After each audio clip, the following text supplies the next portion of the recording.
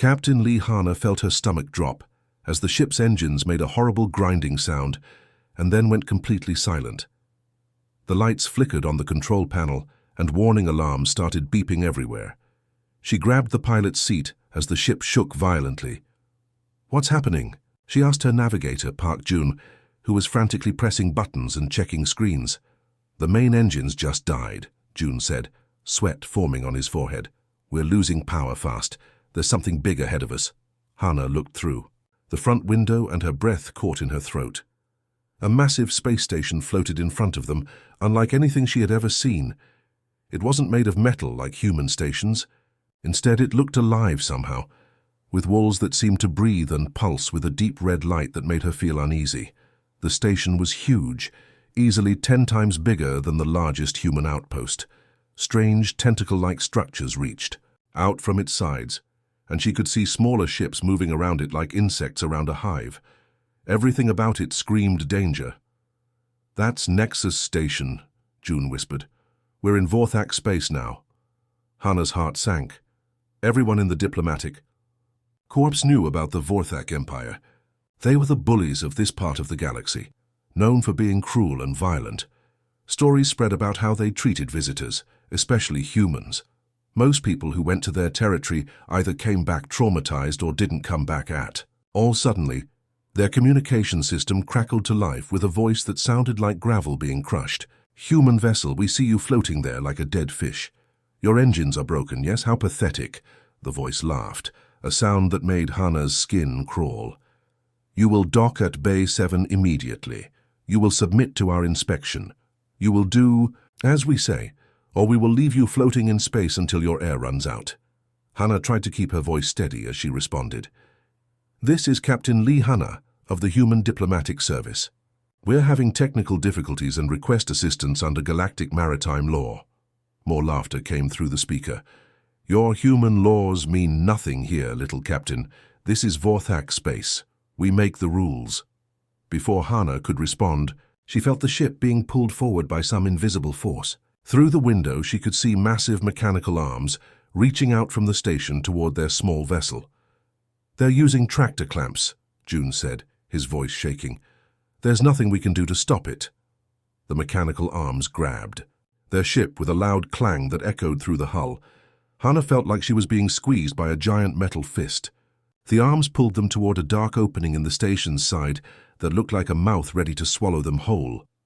"Well," Hana said, trying to sound braver than she felt, "I guess we're going to meet the Vorthak, whether we want to or not."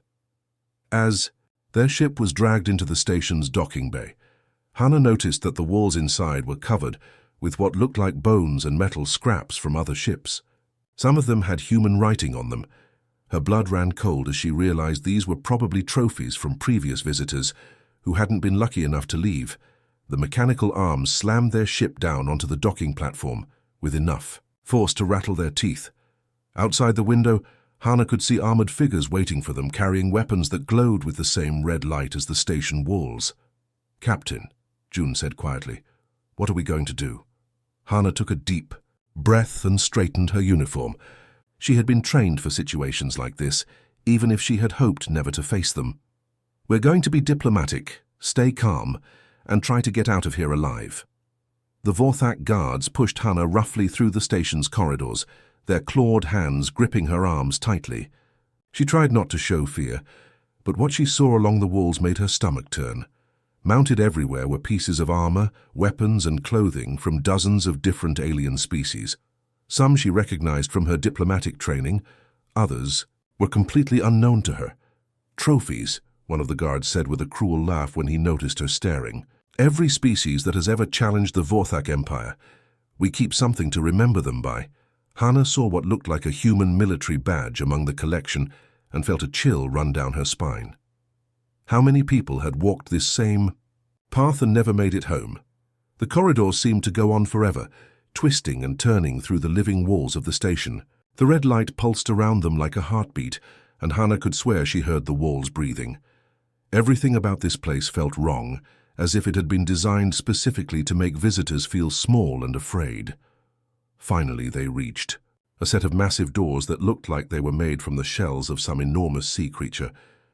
The guards pressed their hands against strange symbols, and the doors slowly creaked open with a sound like breaking bones. The chamber beyond was huge, easily the size of a football stadium. The ceiling disappeared into darkness above, and the floor was made of what looked like polished bone that reflected the red light in disturbing patterns. But what dominated the room was the throne at the far end. It wasn't just any throne. It was built entirely from the skulls and bones of different creatures, stacked and arranged in a twisted spiral that reached toward the ceiling. Sitting on top of this horrible monument was the largest alien Hana had ever seen. Warlord Gorthmax was a nightmare made real. He stood nearly 10 feet tall, covered in thick scales that looked like armor plating. His scales were dark green with silver edges, and many of them bore deep scars from old battles. His head was elongated like a crocodile's, filled with rows of sharp teeth, and his yellow eyes glowed in the dim light. But as terrifying as the warlord was, Hana found her attention, drawn to something else entirely. Chained to the base of the throne was a creature that defied description. The beast was roughly the size of a large tiger, but that's where any similarity ended. It had 6 powerful legs, each ending in claws that looked like they could tear through steel. Its body was covered in midnight black fur that seemed to absorb light, making it hard to see exactly where the creature ended and the shadows began. The most frightening thing about it was its head. It had the intelligent eyes of a predator, but its mouth was filled with fangs that dripped with some kind of acid that hissed when it hit the floor, leaving small smoking holes in the bone beneath. Around the creature's feet were scattered pieces of armor, clothing, and other items that Hana realized with horror belonged to other visitors who had stood where she was standing now. "Welcome, human," Gorthmax said, his voice like grinding stone. He stood up from his throne, towering over everything in the room. "I am Warlord Gorthmax, ruler of this sector, destroyer of worlds and collector of interesting specimens." He gestured toward the chained beast with one clawed hand. "And this is my pet, my beautiful Ravenclaw. Do you know what makes it special, little human?" Hana tried to keep her voice steady. "I'm afraid I don't." Gorthmax's laugh was like breaking glass. It has eaten representatives from 47 different species. Diplomats, warriors, scientists, traders, all of them thought they were so important, so clever. All of them ended up as dinner. The creature's head turned toward Hana, and she could see intelligence in its eyes, but also something else. Pain. Maybe? It was hard to tell. "So tell me, Captain Lee Hana of the Human Diplomatic Service," the warlord continued, clearly enjoying himself. "Why aren't you shaking with fear?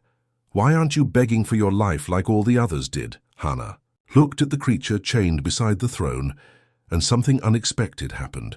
Instead of feeling terror like everyone expected, her mind went back to her childhood on Earth. She remembered walking through the wildlife preserve with her grandmother, watching injured tigers and lions recover from their wounds. Her grandmother had taught her to see past the fear and look at what the animals really needed. The Ravenclaw was definitely dangerous, but Hana noticed things that others missed. The way it was breathing wasn't normal. It was too fast and shallow, like an animal under constant stress. Its powerful muscles were tense all the time, which wasn't healthy for any creature. And there was something wrong with how it was standing. "That's fascinating," Hana said, taking a small step closer to get a better look. "What kind of environment does it come from originally?" Warlord Gorthmax's yellow eyes widened in shock. His mouth fell open, showing all those terrifying teeth. "What did you just say?" "I asked about its natural habitat," Hana replied, crouching down slightly to observe the creature's posture. "See how it's favoring that back left leg? That suggests an old injury that was never properly treated. The muscle development on that side is weaker than the others." Around the massive chamber, other aliens who had been watching the expected execution began whispering to each other in confusion. Hana could see various species. Some she recognized, like the blue-skinned Andorians and the tall, thin Centaurians. Others she had never encountered before. All of them looked completely baffled by what they were seeing. "The breathing pattern is interesting too," Hana continued, as if she were examining an animal at a veterinary clinic back home. "Rapid and shallow. That usually indicates chronic stress or pain. How often do you exercise it? Does it get time outside these chambers? The Ravenclaw itself seemed as confused as everyone else. Its intelligent eyes focused on Hana, with what looked almost like curiosity. It tilted its head to one side, studying this strange human who wasn't running away, screaming. Gorthmax stood up from his bone throne, his full height making him look even more intimidating. So you're supposed to be afraid. Everyone is afraid of the Ravenclaw. It's killed dozens of your kind. Oh, I'm sure it's very dangerous, Hana said matter-of-factly, but it's also clearly in distress. Look at how it's holding its ears. Back? That's a sign of anxiety in most mammals, and the way it keeps shifting its weight suggests those chains are too heavy for long-term restraint. She pointed to the acid dripping from the creature's fangs. That's probably a stress response too. My grandmother worked with venomous snakes back on Earth, and they often produced excess venom when they were frightened or uncomfortable. The alien merchants and bureaucrats watching from the upper levels of the chamber began talking more loudly. Some of them were pointing at Hana, others at the Ravenclaw. Clearly, none of them had ever seen anything like this before. Silence! Gorthmax roared, but even his voice sounded less confident than before. Human, you will show proper fear, or I will command my pet to tear you apart. Hana looked up at the towering warlord with the same calm expression she had maintained throughout the conversation. That would be unfortunate, she said, but before you do, could you tell me what it eats normally? I'm guessing it's natural. Diet isn't other sentient beings. The tooth structure suggests it's adapted for a specific type of prey. The Ravenclaw made a soft sound, almost like a whimper. It was so quiet that most people missed it, but Hana heard it clearly. She had heard that same sound from injured animals back home. It was the sound of a creature in pain, trying to communicate. There. You see? Hana said gently, looking directly at the beast. You're trying to tell us something, aren't you? For the first time in years, the Ravenclaw's acid production slowed, and its breathing began to deepen slightly. The creature seemed almost relieved that someone was finally listening to it, instead of just being afraid. Warlord Gorthmax's face twisted with rage. His yellow eyes blazed as he realized this human wasn't giving him the fear and respect he demanded. No one had ever treated his most prized weapon like it was just another animal to be studied. Enough of this nonsense, he bellowed, his voice echoing through the massive chamber. You dare to ignore the terror of the Ravenclaw? You think you know better than the mighty Gorthmax? The warlord reached over and yanked on a lever beside his throne. The heavy chains that held the Ravenclaw suddenly clicked open and fell to the bone floor with a loud crash. The sound rang through the chamber like a death bell. Kill her, Gorthmax commanded, pointing one clawed finger at Hana. Show this foolish human what happens when someone disrespects the Vorthak Empire. Tear her apart slowly so she learns the price of her arrogance. The watching aliens in the upper levels gasped and stepped back from the railings. Some covered their eyes, not wanting to see what they knew was coming. Others leaned forward, morbidly curious to watch another species meet its end. The Ravenclaw rose to its full height, free from its chains for the first time in months. It was even more impressive without the restraints. Its 6 powerful legs carried it with fluid grace, and its muscles rippled under that midnight black hide.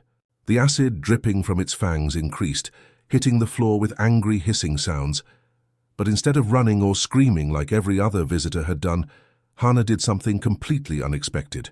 She slowly lowered herself into a crouch, making herself smaller and less threatening.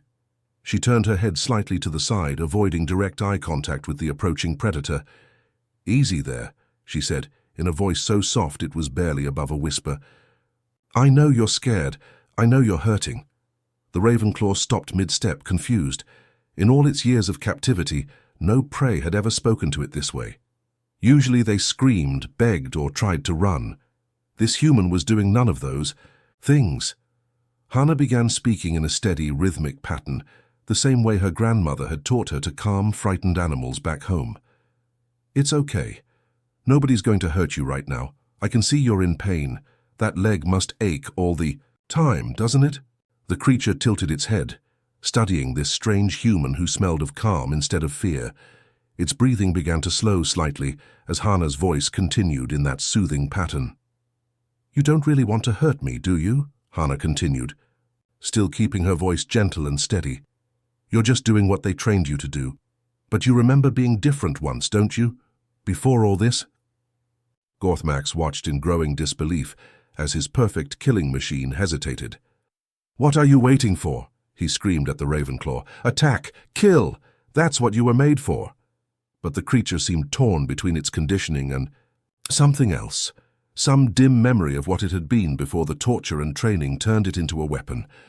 Hana slowly extended one hand, palm up, toward the Ravenclaw. "I'm not going to hurt you," she whispered. "I just want to understand you." The watching aliens held their breath as the massive predator lowered its head toward the human's outstretched hand. For a moment, it looked like the creature might actually sniff her palm instead of biting it off.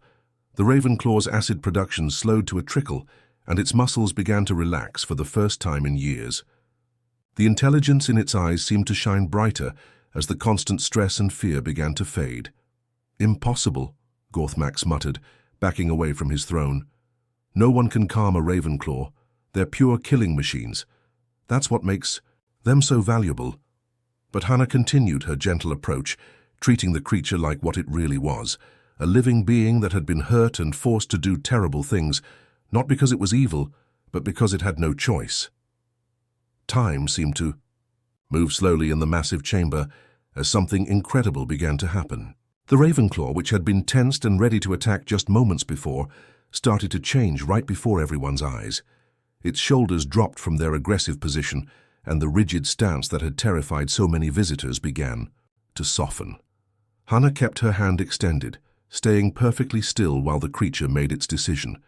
She could feel her heart beating fast, but she kept her breathing calm and steady. Her grandmother's voice echoed in her memory. "Animals can sense your fear, little one. If you want to help them, you must first find peace within yourself." The Ravenclaw took a cautious step closer, then another. Its massive head lowered toward Hana's outstretched palm, and she could feel its warm breath on her skin.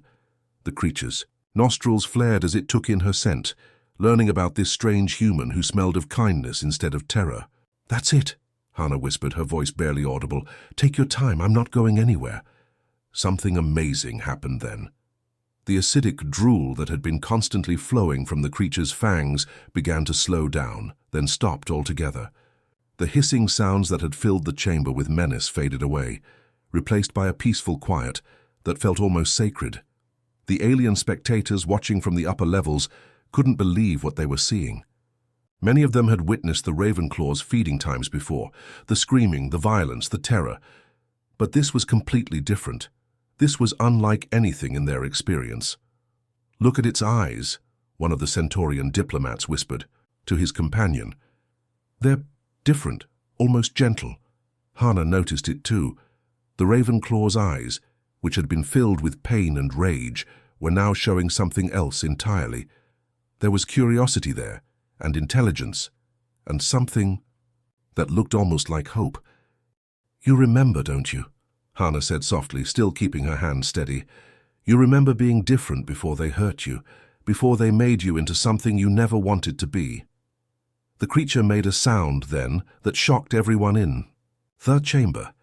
It wasn't a roar or a growl or any of the terrifying noises they had heard before. It was almost like a whimper, but softer, more like the sound a lost child might make when finally finding someone who understood them. Gorthmax stumbled backward, his massive form trembling with disbelief. "This is impossible," he muttered, his voice cracking. "The Ravenclaw is a perfect weapon. It knows only killing and destruction. That's what makes it so valuable to the Empire." But as he spoke, something even more incredible happened. The Ravenclaw gently pressed its massive head against Hana's palm, like a giant cat seeking affection. The touch was so light and careful that it was clear the creature was being deliberately gentle, afraid of hurting this human who had shown it kindness. Tears began to form in Hana's eyes as she felt the creature's pain through that simple touch. She could sense years of loneliness, confusion, and forced violence. This wasn't a monster at all, it was a victim. "I'm so sorry," she whispered to the Ravenclaw. "I'm so sorry for what they did to you." The creature's breathing deepened and slowed, becoming more natural than it had been in years. Its muscles continued to relax, and for the first time since its capture, The Ravenclaw looked truly peaceful. The watching aliens began to murmur among themselves, their voices filled with wonder and confusion. Some of the younger ones had never seen the Ravenclaw before its training, but the older diplomats were starting to remember stories from long ago about a peaceful species known for their intelligence and creativity. "By the stars," breathed an elderly Andorian ambassador. "I remember now. The Ravenclaws weren't always weapons. They were builders, artists. They created some of the most beautiful structures in this sector before the Vorthak conquered them." The truth was beginning to dawn on everyone present, and it was changing everything they thought they knew about the Empire's greatest weapon. As Hana continued her gentle interaction with the Ravenclaw, more details about the creature's true nature began to emerge. She noticed how the creature moved with a grace that seemed almost like dancing, each step placed with careful precision. When it turned its head, there was a mathematical beauty to the angle, as if it was naturally drawn to perfect proportions. "You're an artist, aren't you?" Hana said softly, still keeping her hand in contact with the creature's massive head. "I can see it in how you move, how you observe things." The Ravenclaw made another of those gentle sounds, almost like it was trying to communicate something important. Its eyes brightened, and it began to trace patterns on the bone floor with one of its claws. The patterns weren't random scratches. They were intricate geometric designs that showed incredible intelligence and creativity. More aliens had gathered in the upper levels of the chamber now, drawn by the unprecedented sight below. Word was spreading throughout the station that something impossible was happening in the Warlord's throne room. Hana studied the patterns the creature was drawing and felt her heart break a little more. "These are blueprints, aren't they? You're showing me how to build something." She looked up at the watching crowd and raised her voice so everyone could hear. "This creature isn't a natural predator. Look at these designs it's making. Look at how gentle it's being with me. These beings were never meant to be weapons." An old Centaurian diplomat in the crowd suddenly gasped and pointed at the walls around them. "The bioarchitecture. I remember now. The Ravenclaws built these living stations. They were master engineers who could grow buildings like plants, creating structures that could heal themselves and adapt to different environments." The crowd began to buzz with excited whispers as more pieces of the puzzle fell into place. Other aliens started sharing half-forgotten memories of encounters with Ravenclaws from decades past, before the Vorthak Empire had conquered their worlds. "They lived in peaceful communities," called out a blue-skinned Andorian. "My grandfather told me stories about visiting their cities. They were beautiful beyond description, living art that pulsed with colors that changed with the seasons." Hana felt the Ravenclaw's head press more firmly against her hand, as if the creature was desperately trying to communicate something. She looked into its intelligent eyes and saw years of suppressed creativity and forced violence. "They took you when you were young, didn't they?" she said, her voice filled with compassion. "They captured children and tortured them until they forgot who they really were." The creature's eyes filled with what looked unmistakably like tears. It nodded its massive head slowly, confirming Hana's worst fears about how the Vorthak Empire created their living weapons.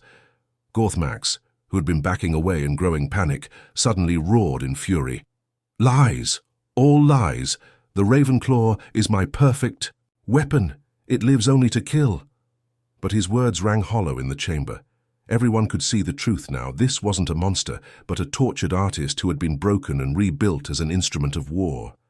"How many others are there?" Hana asked the crowd. "How many Ravenclaws are being held throughout Vorthak space?"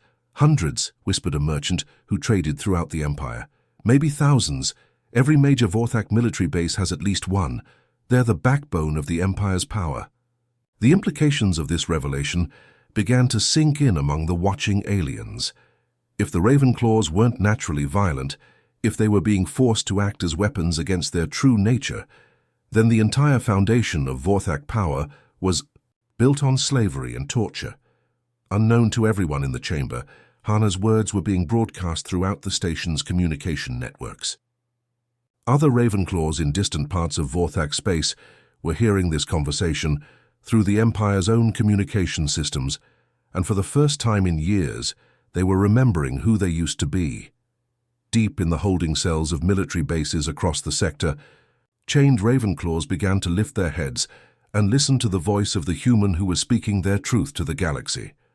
The news of what happened in Gothmax's throne room spread faster than anyone could have imagined. Within hours, the story was being whispered through trading posts, transmitted across subspace communication networks, and shared in secret meetings throughout Vorthak territory. The impossible had happened. Someone had shown kindness to a Ravenclaw, and the creature had remembered what it used to be. On a military base orbiting the planet Vorth Prime, a chained Ravenclaw named by its captors as Destroyer heard the transmitted recording of Hana's gentle voice. For the first time in 15 years, memories began to surface. Memories of building beautiful crystal gardens with its family, of singing complex harmonies that could make flowers bloom, of a time when its claws were used to carve art instead of tearing apart enemies. The creature's Vorthak handler noticed the change immediately. "Why isn't it eating?" Commander Zektar demanded, staring at the untouched pile of meat in the creature's cell. "The Destroyer always devours its food instantly." But the Ravenclaw was no longer responding to that name. It was remembering its real name from childhood, Harmony. And with that memory came the understanding that it didn't have to be what they had forced it to become. Similar awakenings were happening across 17 different worlds. On mining stations, military outposts, and conquered planets, Ravenclaws who had been living weapons for decades began to refuse their master's commands. Instead of attacking designated targets, they started using their incredible intelligence to solve problems their captors hadn't even known existed. On the industrial world of Kethmore, 3 Ravenclaws who had been forced to guard a weapons factory instead began redesigning the entire facility.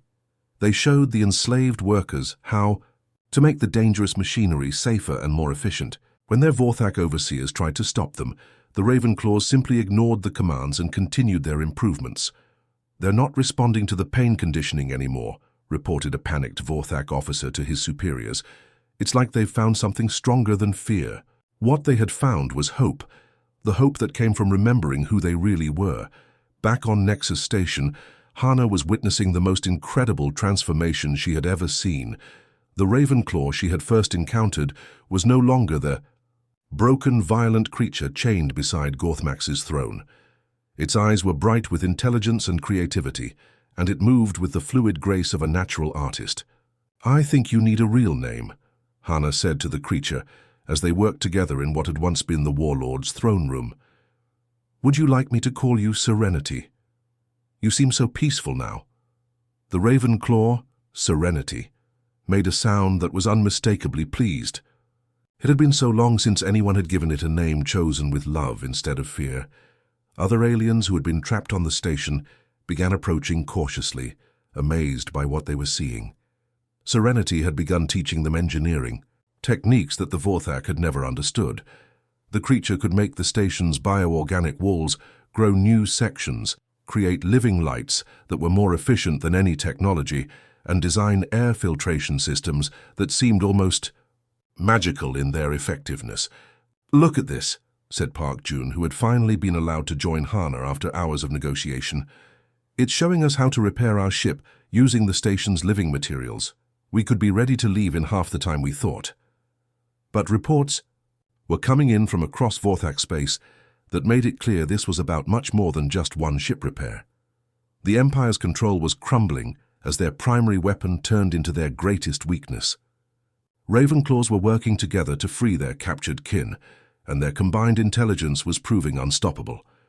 Gothmax, meanwhile, had locked himself in his private chambers, frantically trying to contact other Vorthak commanders. But the responses he received were all the same. Their Ravenclaws were no longer under control, and the creatures were actively working to undermine Vorthak authority.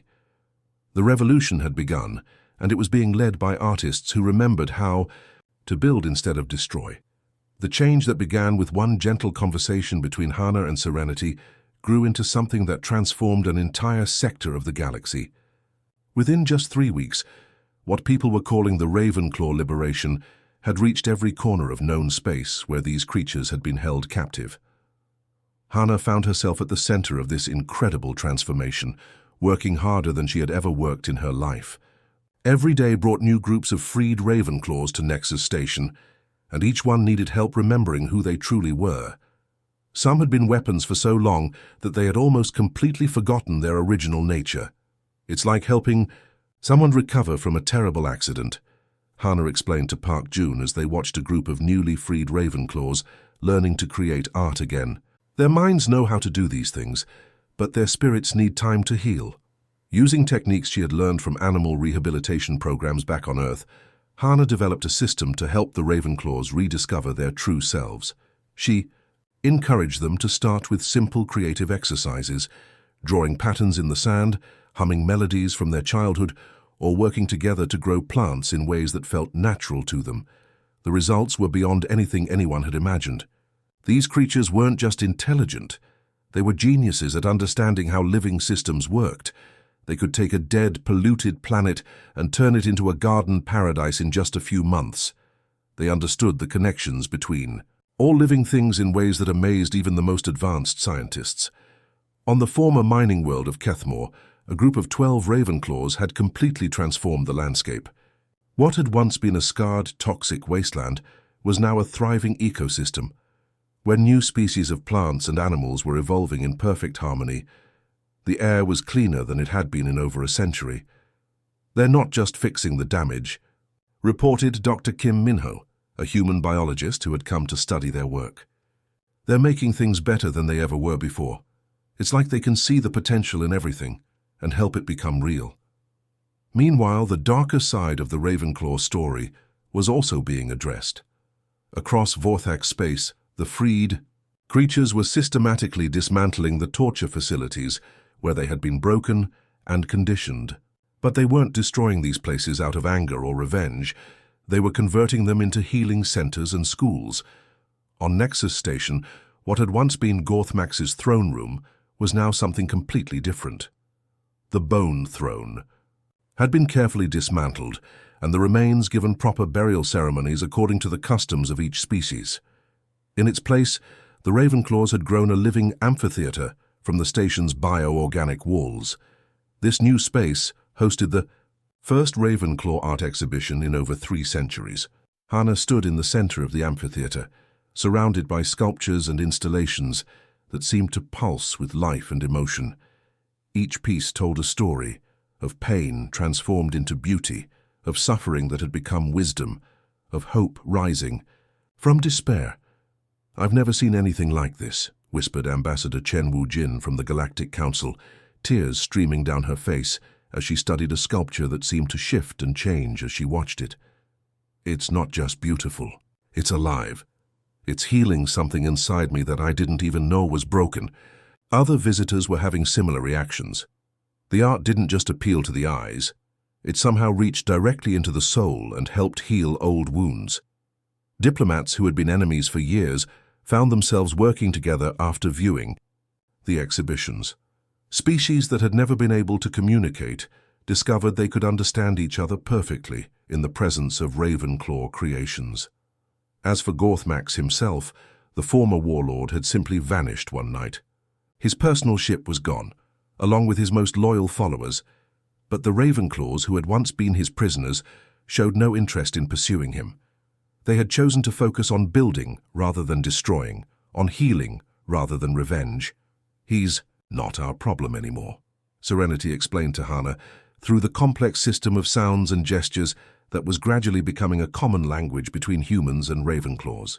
"We have too much beautiful work to do to waste time on someone who chose to remain in darkness."